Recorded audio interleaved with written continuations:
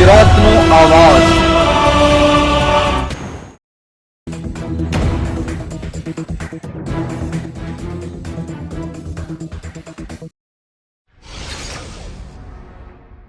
ભરૂચ તાલુકાના નંદેલાવ ખાતે વૃક્ષારોપણ કાર્યક્રમ યોજાયો।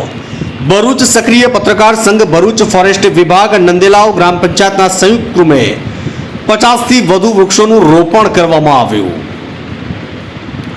દેશ અને દુનિયામાં જળ, જમીન, હવામાં થતા વિવિધ પ્રદૂષણ થકી પૃથ્વી ગોળાનું તાપમાન એકંદરે વધી રહ્યું છે। દર વર્ષે ગત વર્ષ કરતાં ઉનાળો વધુ આકરો બની રહ્યો છે। દેશમાં કેટલાક વિસ્તારોમાં રેકોર્ડ તોડ પર સેલ્સિયસ તાપમાન નોંધાયું હતું, જેના કારણે પર્યાવરણ વિજ્ઞાન જગત અને પર્યાવરણ પ્રેમીઓમાં ભારે નિરાશા જોવા મળી હતી।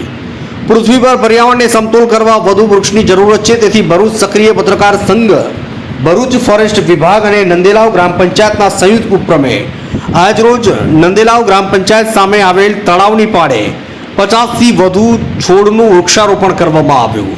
વૃક્ષારોપણ કાર્યક્રમ દરમિયાન ભરૂચ સક્રિય પત્રકાર સંઘ અને નંદેલાવ ગ્રામ પંચાયતના હોદ્દેદારો, સભ્યો દ્વારા પત્રકાર સ્વર્ગસ્થ બાલકૃષ્ણ પાંડેના દુઃખદ નિધનના સમાચારને લઈને 2 મિનિટ મૌન ધારણ કરી તેમને શ્રદ્ધાંજલિ આપી હતી।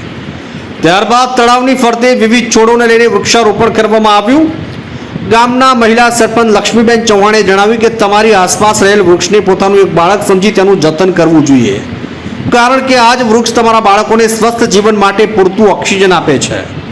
ડેપ્યુટી સરપંચ પ્રકાશ મેકવાણે જણાવ્યું કે ગુરુ અને શિષ્યના એકબીજાને આપવામાં આવતા માન સન્માનની ભાવના લઈને ગુરુ પૂર્ણિમાના દિવસે વૃક્ષારોપણ કાર્યક્રમ થકી સમાજમાં એક ઉદાહરણ ઊભું કરવાની કોશિશ કરવામાં આવી છે।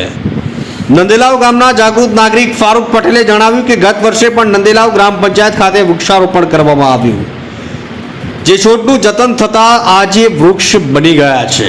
ભરૂચ વન વિભાગના ફોરેસ્ટ અધિકારી ડાભીએ જણાવ્યું કે જાગૃત નાગરિકો અને સરકારની કોશિશોને લઈને વૃક્ષની વાવણી વધી છે અને લોકોમાં વૃક્ષનું મહત્વ વધ્યું છે। વૃક્ષારોપણ કાર્યક્રમ દરમિયાન ભરૂચ સક્રિય પત્રકાર સંઘ, નંદેલાવ ગ્રામ પંચાયતના હોદ્દેદારો અને મોટી સંખ્યામાં સભ્યો હાજર રહી કાર્યક્રમને સફળ બનાવ્યો હતો। ભરૂચ માંચથી મોહસિન કારાનો રિપોર્ટ।